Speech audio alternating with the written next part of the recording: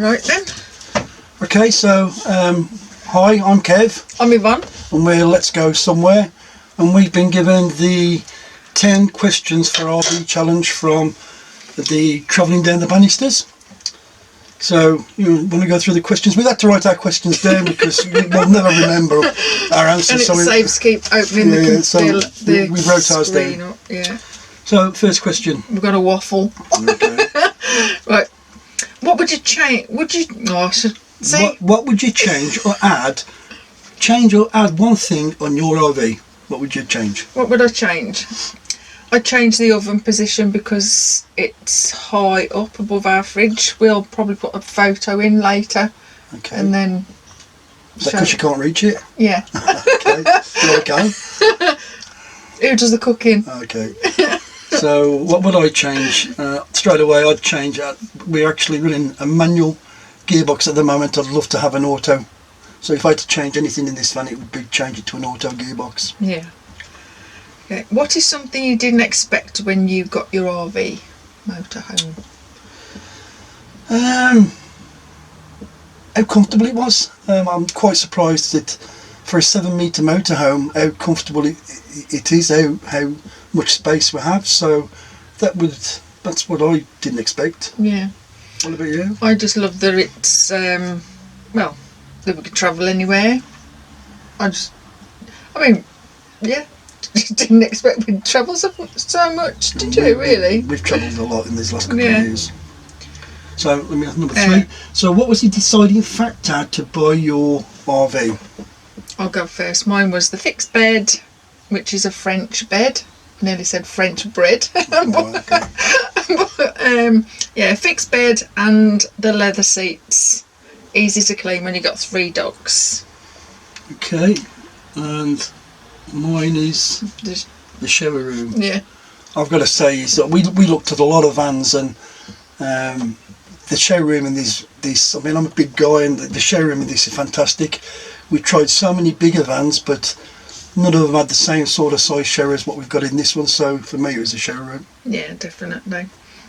What's your favourite meal to cook in the motorhome RV? Mine is curry. I love cooking curry. I don't know. I try not to cook if I can help it. So I have what's given to me. Keep out my kitchen. I have what's given to me. So yeah. So whatever I get, I have. So yeah. Right. This one, I like the idea of this one. Must see RV destination. I think this is both of ours, isn't it? Yeah, we've done Scotland quite a few times. We've done most of the UK. We've done France. But I think a must-see for us is the Lofoten Islands, the Lofoten Islands in Norway. We've watched quite a few videos of people going there, you know, over the last couple of months, and you know, with the Northern Lights and everything being as far up as they are, it's a must-see bucket list thing, isn't it? But I think it's picking the right time of season because you go in the summer months and apparently it's that full, so it'd have to be sort of October, November sort of journey, you know. So that would be something we'd have to plan, even though we don't plan. We don't plan normally, but that's something we would have to plan because of how far it's up in Norway, and we'd drive it all way, wouldn't we? But anyway, that's another thing. Favourite thing about RVing? Got to be freedom. You do what you want when you want. We tend to try and do a lot of off-grid, especially around the Scotland areas and Wales areas, and just go wherever you want. If you see something, you stop, you look, you like it, you stay there. Yeah. You know, you're sort of not restricted to when you go to campsites. You have to stay in a campsite. You can't move about. So yeah, I mean, I do like to be off-grid for as long as we can. Yeah. So yeah, that's what I like. It's pretty much the same. Least favourite thing about RVing, motorhoming?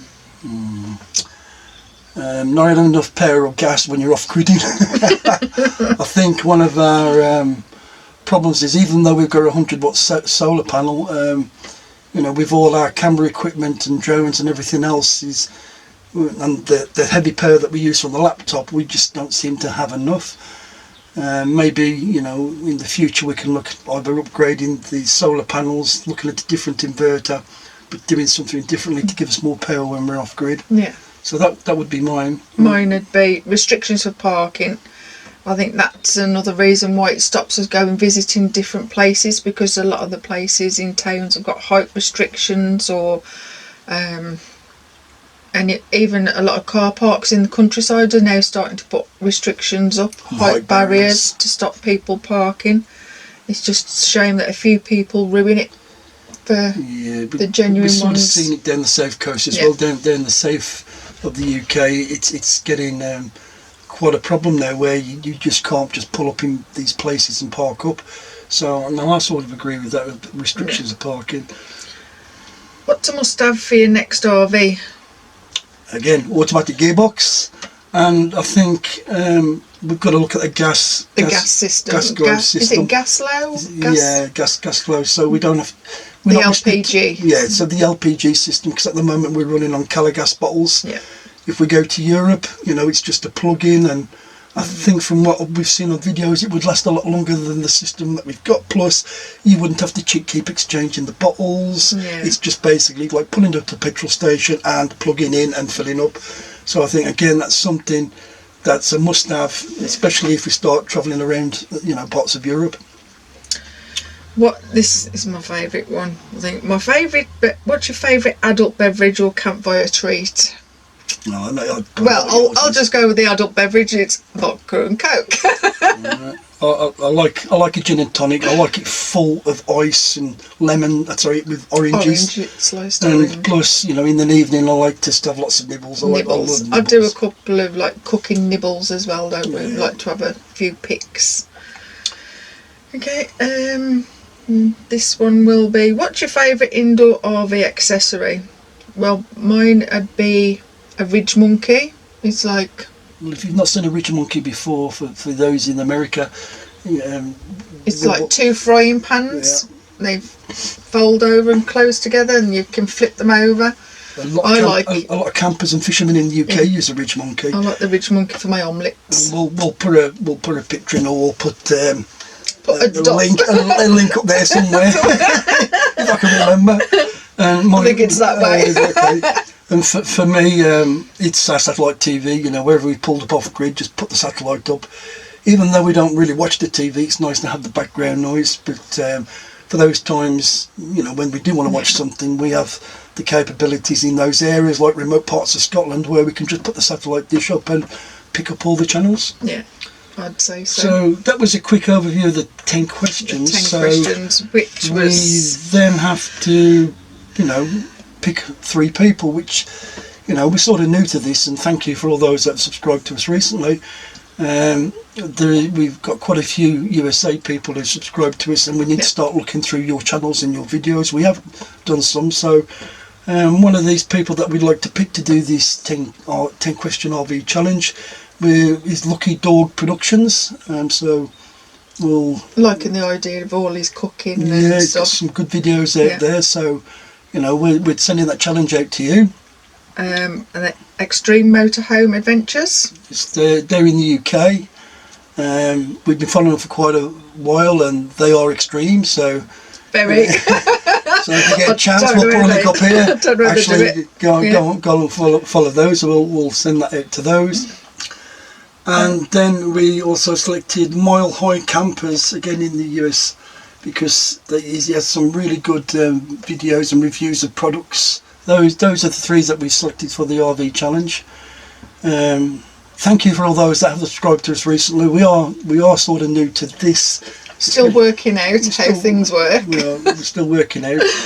We'll try and we know it's not live because we're sending this out to the USA as well.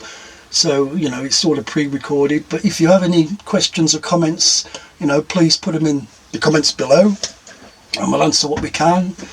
Other than that, Thanks for watching. Thanks for watching.